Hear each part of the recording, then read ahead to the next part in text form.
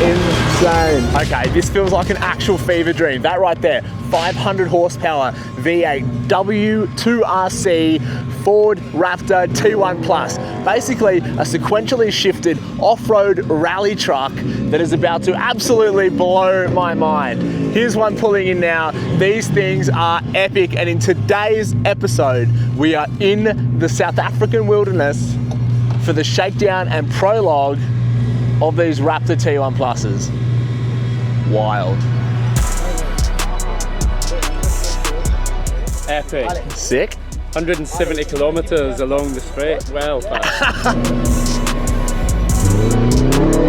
That right there is what we're about to jump into. These things are hitting speeds of 200 kilometers an hour off-road, and we're about to go and fly.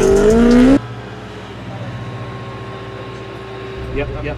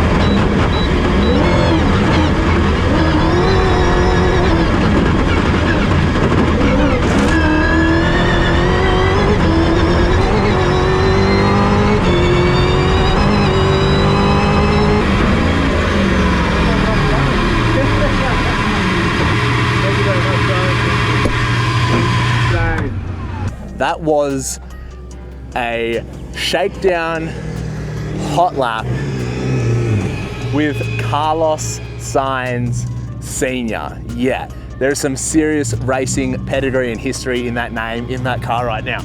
So let's quickly run you through what just happened. 170 k's an hour, just held flat pinned towards what would have been locked gates and all sorts of business. Sequential transmission, 6-speed. So I'm pretty sure in this particular setup, and it is case by case, there's a clutch pedal. You basically use that for stopping and getting going or reversing. Other than that, you hold the fucking thing flat and just bang gears. Well, in this case, they're left-hand drive. So you're banging gears like your fucking life depends on it. They're running 37-inch, equivalent to like a mud terrain tire, but they're obviously a very specific BF Goodrich tire. They've got massive, massive brakes. On all 4 corners, there's 8 shocks in the vehicle. So every corner has a remote reservoir coilover, fully adjustable coilover, like what's in the 80 series. But then they've also gone and put a, I think it's a triple external bypass shock as well to basically help control that ride. Absolutely insane. If you look in the back, between where the drivers are sitting is basically the engine. The engine is right in the middle between the driver and the navvy. So, and you can also see, like, it's hard to explain. In a trophy truck that you might be familiar with, in the back of these things, you'd see big fuel cells.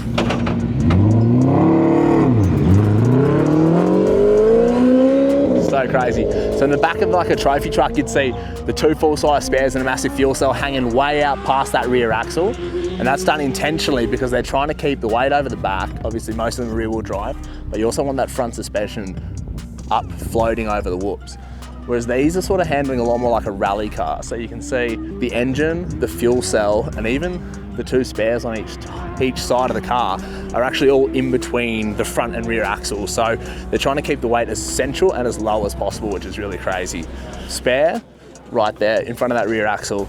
The engine is like there, along with a 500 litre fuel cell. Full carbon fibre body, but they still weigh 3 tonne, which is pretty crazy that they can go that speed. The other cool thing, 500 litre fuel capacity, so they can go and go and go. The V8 out of these, 500 horsepower, it's the Coyote V8. Do you wonder what that's from and why it sounds familiar? All our Mustang GTs back home, 5 litre Coyote V8, wild. The other cool thing about coming to South African Ford events is that you get around in a production Raptor, right-hand drive, same as Australia.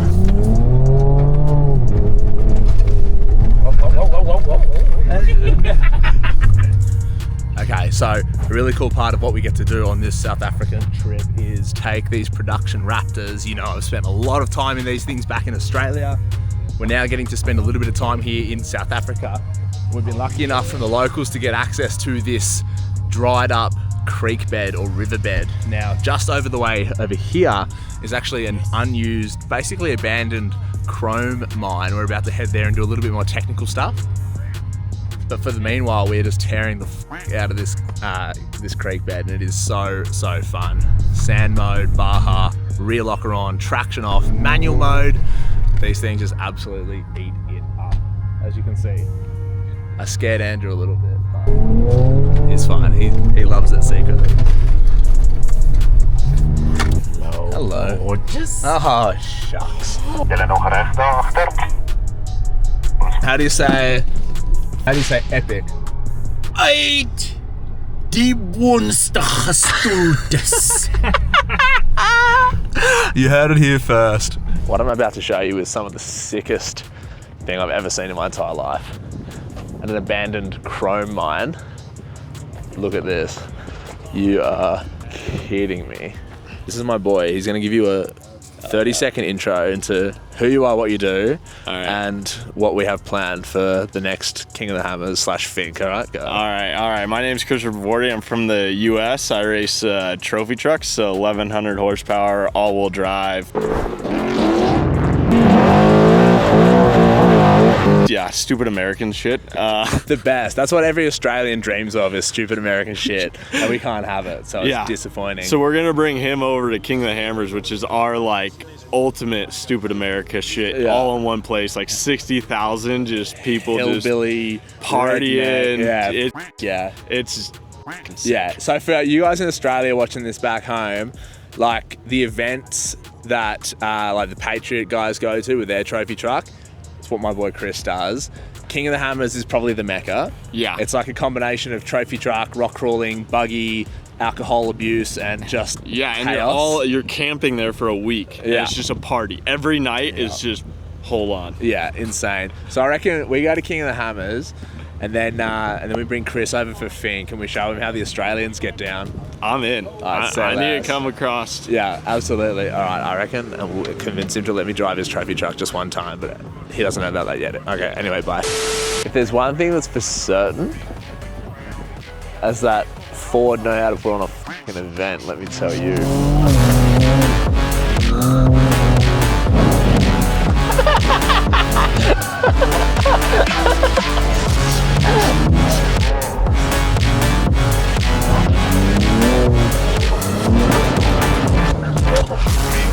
Oh my God.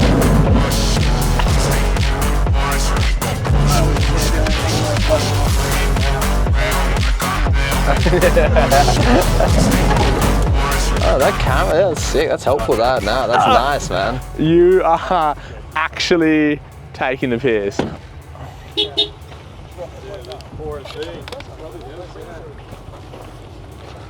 Andrew, what do you think? Beautiful. Better color now, huh? Yeah, no, this is the exact. Way more interesting than white. It blends in with the environment. Oh my God. You understand? And this is how we should be. When you are in the bush, you need to blend in body and soul. It's like reverse Michael Jackson. He went black to white, we went white to black. Remember, you also went from skinny to fat. Yeah. But in the end, he said to the people, listen, you know I'm fat, you know it, you know I'm fat. Andrew's off his meds, if you're wondering. Take it easy, guys. You might want to put the window up. Window up. We're all good, thank you.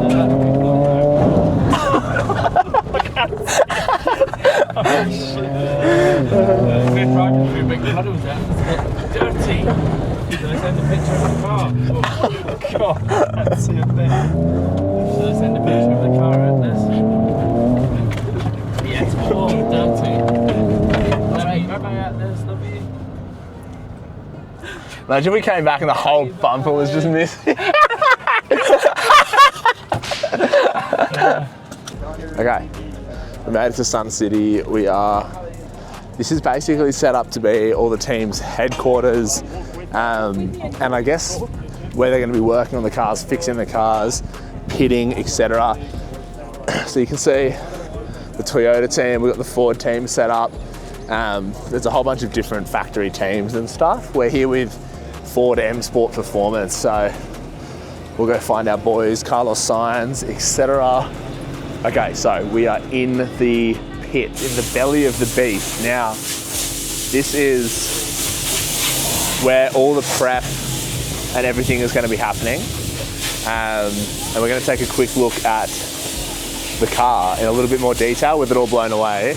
Or blown apart, I should say. Very keen. You heard me before talking about the suspension setup. Here we've got the triple bypass. I think they're triple bypass. Oh, four-way external bypass, remote res Fox, and the coilovers on each side. So a lot of control on the suspension, and basically what they're enabling them to do is have that intense amount of control when they are hitting the bumps and the whoops at such a high speed. One really interesting thing, we were chatting to one of the mechanics here, is that because of the track, they've just come off the back of, I believe, Abu Dhabi, which is big sand hills. You obviously need a little bit of a higher car to get the ramp over angle on a lot of the tracks and stuff. Whereas here, they're actually lowering the suspension and stiffening the shocks to have it a bit more of like almost a rally car setup, which is pretty crazy. So I guess the intention is because there are a lot more tight corners and a lot more obstacles, they don't want it to be boaty, not that they are, but they need it to obviously be as tight as possible. You can see all the carbon bodywork and stuff. It's all very quick and easy to remove. It's absolutely insane. You've got your fire extinguisher at the back here. You've got all your brake ducting, which is crazy. You can see the sheer length of the suspension components in here. Big billet lower control arms, skid plates the entire way. This thing is actually just insanity. Massive rear mount radiators. And it was interesting chatting to the team. A lot of these sorts of trucks and this class of vehicle can often run like a lot of performance, 500 horsepower, 600 horsepower, but they'll use turbos. They've intentionally gone with a high horsepower, naturally aspirated V8 setup in that Coyote platform because of the simplicity. You don't have to worry about the heat of turbos. You don't have to worry about intercooler or inner chillers. It's a lot more simple from a plumbing and packaging perspective, just having a high horsepower, naturally aspirated V8 setup. So super, super sick. Obviously goes without saying, independent front suspension and independent rear suspension, massive braking setup. And the other cool thing is, I was chatting to one of the team mechanics, they've got the ability to rebuild these cars pretty much in their entirety. Basically completely replace absolutely everything with the spare parts. That includes body panels, chassis components, blocks, heads, intake systems, wheels, tyres, suspension, control arms, radiators, interior components, like literally everything. The next day. Andrew, in Afrikaans, how do we say day 3, prologue? Okay. Mensen, ons is nou hier op dag 3 waar ons die prologue gaan ervaar. Let's go.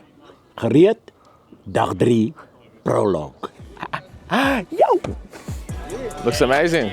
So we got the VIP spot for Ford and a few other sponsors and bits and pieces, I think. So they come here, tent, drinks, food, coffee, bathrooms.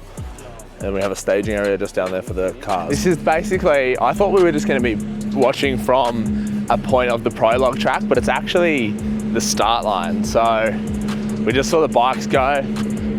Now it's the cars. Now the Ford T1 Plus Raptors are in position 9 and 13 at the current minute. So I don't know how many cars have gone, if any, but hopefully we'll see these things head off. The whole purpose of this is basically prologue to establish the starting order for tomorrow. We've just had the first car go, as you could see. Now there's basically a 2-minute gap in between every car, which is pretty much just to make sure they don't necessarily crash into each other, but also to let the dust settle, because as you can probably tell, dirt roads and bush, very dry here in Africa, so a lot of dust getting kicked up by these monsters and those big tyres. That's the first, hopefully 8 cars, and then we'll see the Raptor T1 Plus. What an experience, hey? How does this work?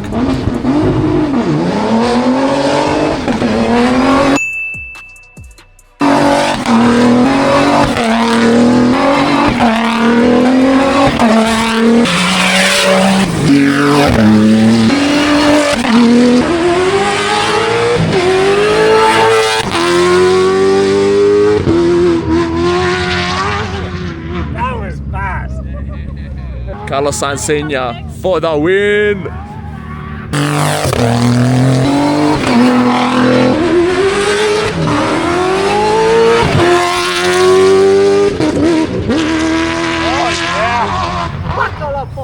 Yeah, baby! Crazy!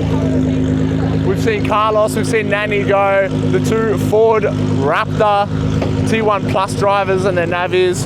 This is prologue, day 1 for us, day 3 here in South Africa, and unfortunately our last day. It has been an honor, a privilege, a once in a lifetime opportunity to be here to see this form of motorsport. These cars are wild. Sequentials, 37s, 500 horsepower, twin locked, the ability to do over 200 kilometers an hour through some of the most ridiculous terrain. And the fact that we've been here so short, but been able to see so much so close, man, it really puts into perspective how lucky we are. Guys, if you do want to catch up on any more information about this form of racing or the 4 Performance programs, head to the 4 Performance socials. They've actually got an insane amount of stuff, build episodes and a whole bunch of behind the scenes stuff.